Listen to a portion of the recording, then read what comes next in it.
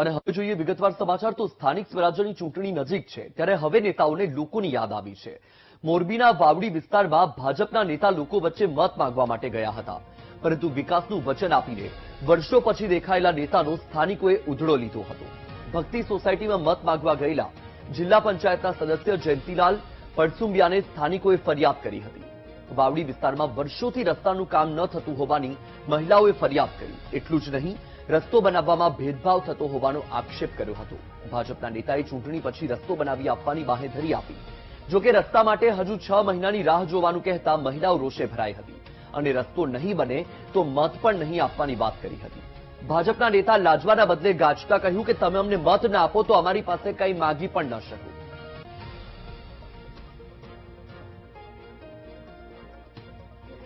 ચૂંટણી પછી પણ ફાઇનલ જ છે ને, 1 મહિનામાં થઈ જાય, કેમ કે જો થઈ જાય પેલા તમારી વાત સાચી, મારી વાત આખી સાંભળી લ્યો, અમારા ખિસ્સામાંથી નથી થતો પણ નહીં પેલા મારી વાત, સરકારના પૈસા આવે એટલે અમારે ઘરે લઈને જ જવા। પણ એમની અમારી મેઇન સોસાયટી છે, અહીંયાથી પાછળની સોસાયટીમાં હાલવાનો રસ્તો છે, એ પેક સોસાયટી અમારામાં જ આવે છે, તો એમાં થઈ ગયો ને અમારી મેઇન રહી ગઈ, એનું કઈ કારણ ગ્રાન્ટ જો 5 લાખ રૂપિયા આવ્યા હોય એટલે 3 શેરી તમારી હોય, પહેલી શેરીનો વારો લીધો હોય, હવે બીજી શેરીનો ત્રીજી શેરી રહી તો વારા પરથી તો ઓલી આગળની 3 શેરીઓ હતી એમાં 2 થઈ 1 રહી ગઈ, આગળની જ રહી ગઈ। તમને ખબર છે અમારી મેઇન આખી શેરી જ છે, અડધી થઈને અડધી રહી એમ કહ્યું। અડધીમાં દેવું બેન 5 લાખ રૂપિયા આવ્યા હોય, 3 લાખ કે 4 લાખ એની ગ્રાન્ટ પ્રમાણે કામ થાય। આખી શેરીનું તમારે 9 લાખ રૂપિયા 10 લાખ રૂપિયા થતા હોય, એટલી અમારી પાસે ગ્રાન્ટ ન હોય એટલે અડધી જ શેરી થાય ને, જો આખાની રાહ જોઈ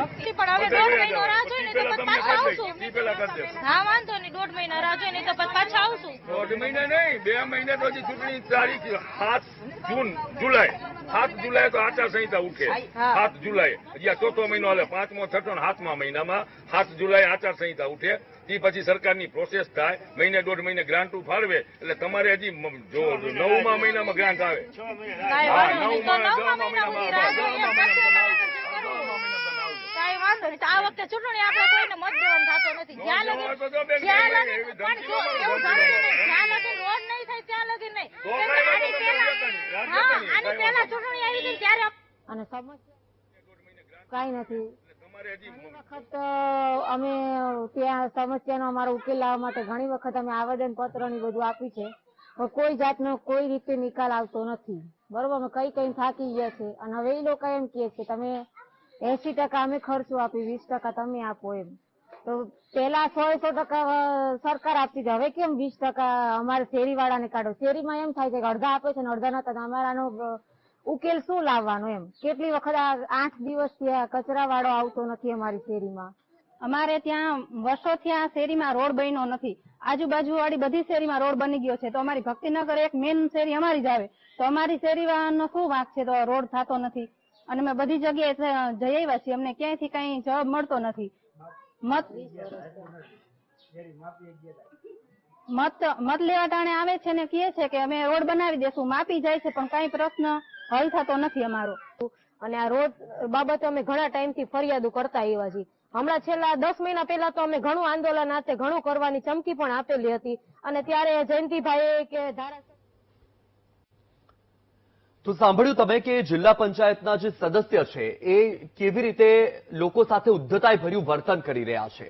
જ્યાં તરફ સ્થાનિકો રજૂઆત કરી રહ્યા છે તેમની સમસ્યા કે વર્ષોથી તેમની શેરીમાં રસ્તો નથી બન્યો, પ્રાથમિક સુવિધાથી વંચિત છે, 8 દિવસ સુધી કોઈ કચરો નથી લેવા આવી રહ્યું, મહિલાઓ પોતાની વ્યથા ઠાલવી રહી છે અને ત્યારે ભાજપના નેતા કહી રહ્યા છે કે ભાઈ મત આપશો તો જ કામ થશે અને જો તમે મત ન આપો તો તમે કહી ન શકો અને રસ્તા માટે હજુ તમારે 6 મહિનાની રાહ જોવી પડશે। સવાલ એ થઈ રહ્યો છે કે ભાજપના નેતાનું આ ભેદભાવભર્યું વર્તન કેટલું યોગ્ય?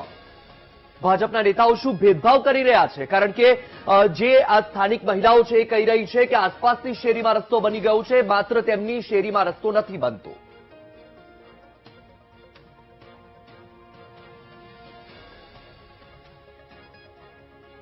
તો કિશોર ચીખલિયા છે, કોંગ્રેસમાંથી છે, આપણી સાથે ફોન લાઈન પર જોડાયા છે। કિશોરભાઈ, સ્વાગત છે આપનું વીટીવી ન્યૂઝમાં।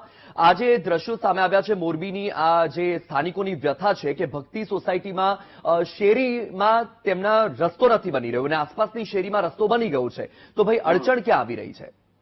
બરાબર, તો અહીંયા સ્થાનિક, આમ તો નમસ્કાર વીટીવી ના માધ્યમથી અમને લાઈન ઉપર લીધા એ બદલ ખૂબ ખૂબ આપણો આભાર. જી હવે ઈ ઘટના જે તે સમયે અમારા જિલ્લા પંચાયતના સાથી સભ્યો જંતીલાલ દામજી પડસુંડિયા અને ટંકારા પડદરીના ધારાસભ્ય એ વિસ્તારની મુલાકાતે ગયા હતા.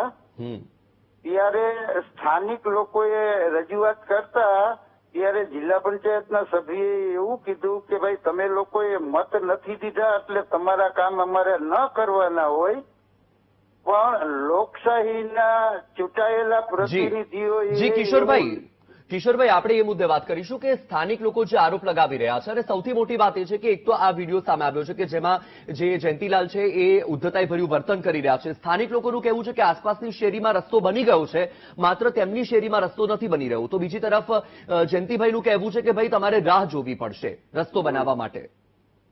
એમાં સાહેબ એમની બેધારી નીતિ છે. જે તે સમયે એ સોસાયટીના રહીશો હારે આવું ખરાબ વર્તન કરી ગયા હતા એટલે એમને આ ધ્યાન ઉપર રાખ્યું હોય, અને જોકે એવું ધ્યાન ઉપર ન રાખવું જોઈએ. ચૂંટાયેલા પ્રતિનિધિઓએ દરેક વિસ્તારમાં કામ કરવું જોઈએ. લોકોએ મત આપ્યા હોય કે ન આપ્યા હોય, લોકશાહીના ઢબ મુજબ બધાને સરખો ન્યાય મળવો જોઈએ. બાકી તો સાહેબ આની વાત તો એવી થાય કે બુટલેગરો અને દારૂડિયાઓ બેફામ ગુજરાતમાં કામ કરી રહ્યા. કિશોરભાઈ, તમે જિલ્લા કોંગ્રેસ પ્રમુખ છો તો તમે સ્થાનિક પરિસ્થિતિથી પરિચિત હશો. ત્યાં શું પરિસ્થિતિ છે? સ્થાનિક લોકોને કેટલી અગવડતા છે? સ્થાનિક લોકોની પરમ દિવસે જ મારા મહિલા મોરચાના પ્રમુખ એ વિસ્તારની મુલાકાતે ગયા હતા. ત્યાં હાલી શકાય એવી પરિસ્થિતિઓ નહોતી. જે અહીંયા જે સ્કૂલ રહીને સ્કૂલ થી અંદરના ભાગમાં એક પણ વિસ્તારમાં રોડ નહોતો અને પાણીના ઠેર ઠેર ખાબોચિયા ભરેલા હતા. અને એક બાજુ વિકાસની વાતો કરી રહ્યા ત્યારે અમારે ઈ વિસ્તારમાં. બિલકુલ કિશોરભાઈ, આપ વીટીવી ન્યૂઝ સાથે જોડાયા, આપનો ખૂબ ખૂબ આભાર.